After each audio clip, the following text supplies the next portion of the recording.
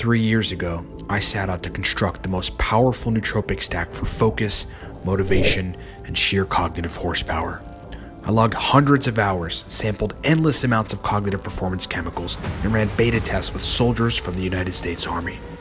And after massive experimentation and ruthless trial and error, my work had finally paid off. I found what I was looking for.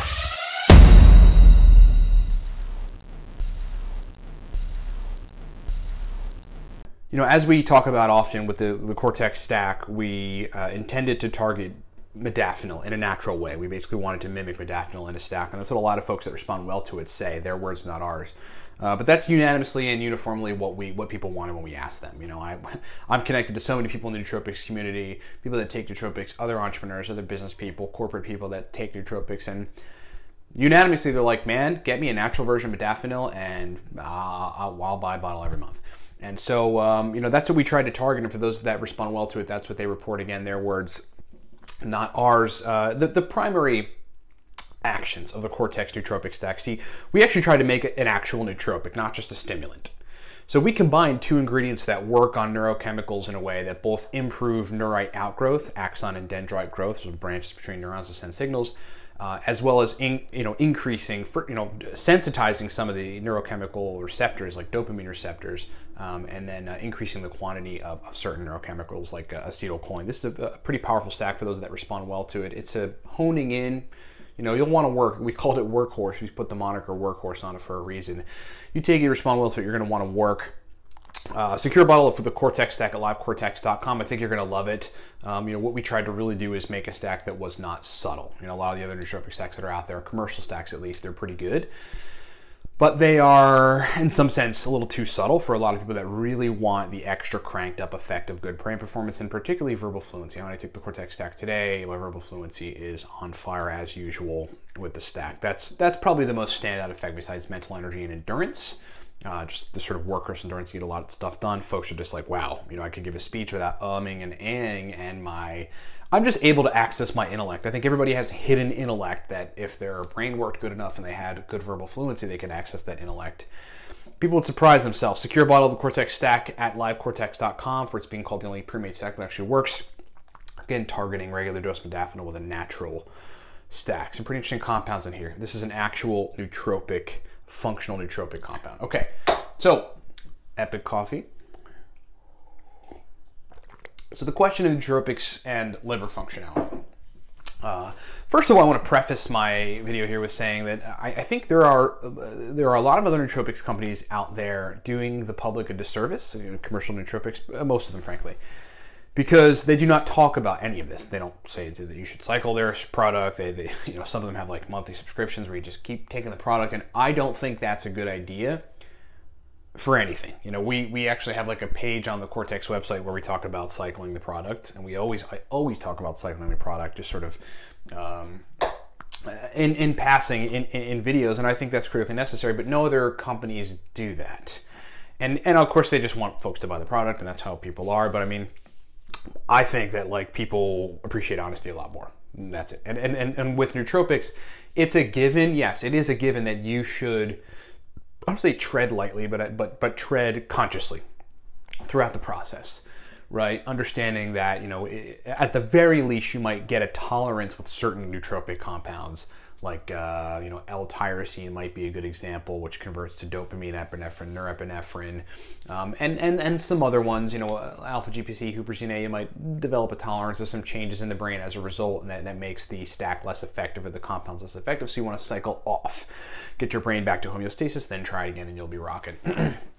But I think, you know, alongside that, one of the things that people never really talk about is whether or not they're nootropic stacks or taking nootropics in general, whether you should be conscious of how to manage your liver in the meantime. The thing about the liver is this: everything you put in your mouth and swallow, which, you know, is everything you put in your mouth and swallow is chemicals, whether it's food or nootropic or coffee or whatever, it's all just chemicals. And your body uses chemicals, your body's made up of chemicals.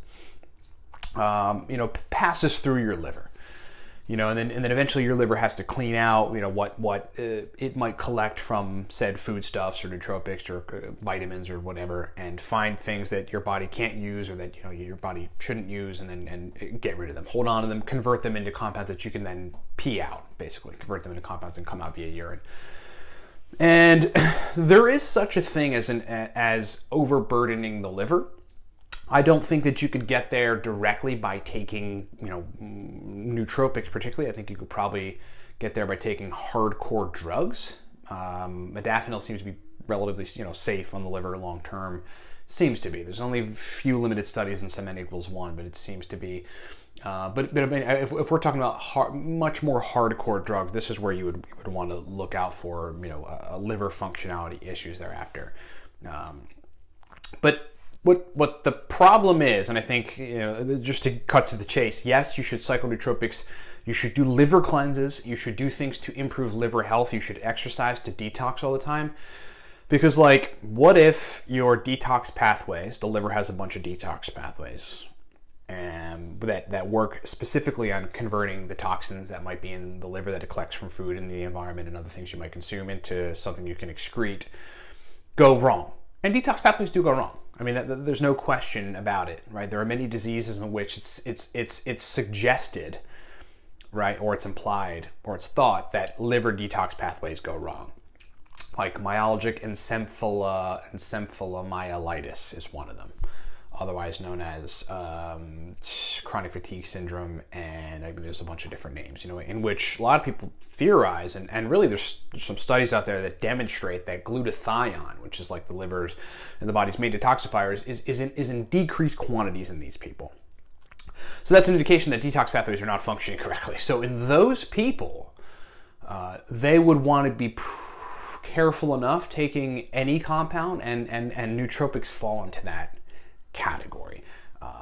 So that's one thing. People that might have impaired livers for one reason or another, detox pathways, etc. But I would say even people that are healthy and do not have like any indications like fatty liver or anything, first of all, you cannot identify whether or not your liver is really functioning badly, other than theorizing about it, until it really gets to a terrible point. Your liver enzymes are not going to be considerably elevated. Like I hear people talk about, oh, I took modafinil for like a week and my liver enzymes weren't raised. Well, it takes longer than that.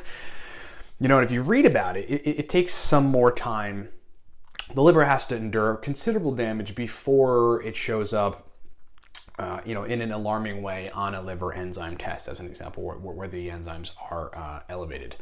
But I would say in normal folks, normal everyday folks that don't have liver problems, at least they don't think they have liver problems, I still think that if you're going to, because I mean, we're just basically the point is be on the safe side.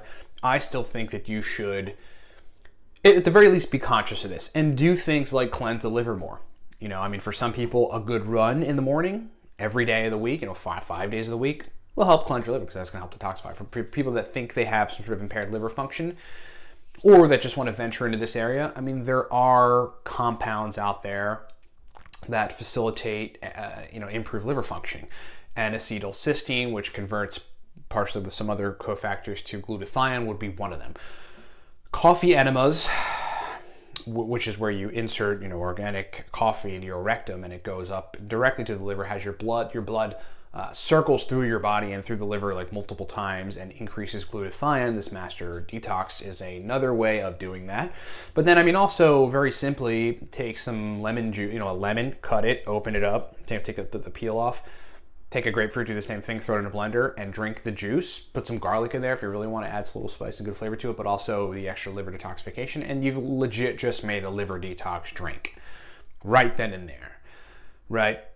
So I would consider, and I do this, I think it's critically important. I would consider, if you're taking nootropics, especially in the long term, if you're obsessed with them like I am, if you've used them to build businesses like I have, if you've used them to have better verbal fluency in sales situations like I have, use them to improve your brain over the long term, which is another video we're going to do next, that I totally believe you can make permanently or at least semi-permanently beneficial changes from taking nootropics. And you're one of those people that's obsessive like I am, and that recognize the benefit of this stuff, even though people think it's fringe, you'll be smarter than them in the end.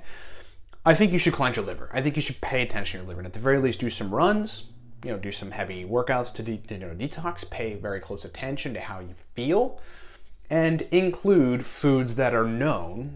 Go read the studies on them. Go read about how grapefruit juice, like as an example, boosts glutathione. Understand what glutathione is. Detoxification chemical in the body. Detox pathways in the liver. Understand what does it. Garlic, lemon juice, many other things, milk thistle, etc., and engage in those protocols. You don't have to do it every day. It's not like a warning for me to say, hey, if you're taking nootropics, you have to do this. But look, we want to be on the safe side, period. We want to be on the safe side, right? If you think about it, in nature, yes, we do consume chemicals, but really not, 1,000 years ago, we weren't taking modulated chemicals that modulated neurochemicals. We weren't doing that, right? And so the liver does have some extra stuff to do when it comes to nootropics. There's no question about it. Most healthy people can deal with it quite fine. But it's something over time that I think you want to look at. Like, I think there was I don't know if it was creatine. Yeah, I think it was creatine monohydrate or creatine phosphate or something, where folks had a concern about that over time, and it's sort of perpetuated as an idea throughout the muscle building community. And who really knows? I haven't really looked into it all that much because I've not been into weightlifting. I got to get back into weightlifting, frankly. But I mean, yeah, people do say that there might be some liver complications that are long-term creatine monohydrate or creatine phosphate. So it's something you want to look into. Cleanse your liver. I mean, legit, you can cleanse your liver. It's not like cleanses are not bullshit. Okay, people that say cleanses are bullshit are not taking into account that detox pathways might go awry, and that people might have liver problems sort of in general, might have a genetic predisposition to have a poorly functioning liver compared to the average person, and these sorts of things. So, I mean, just like when desperate times, desperate measures. A car starts working crappily, something's really wrong with it. You've got to put extra work into it to get it to work normal again, and that's not a scam. Cleanses are not a scam. Okay, cleaning the body's organs out from toxic buildup is the furthest from a scam that you can get. So, do I think it's a major concern? Absolutely not. Normal people should be able to take nootropics and be fine. Do I think that every day, if you want to live long, which I think a lot of us do, you should a couple times a month consider cleansing the liver or eating foods or doing exercises that directly work on boosting glutathione or cleansing the liver, especially in relation to taking nootropic compounds which have to filter through the liver? Absolutely, I do. 100%. Thanks for watching.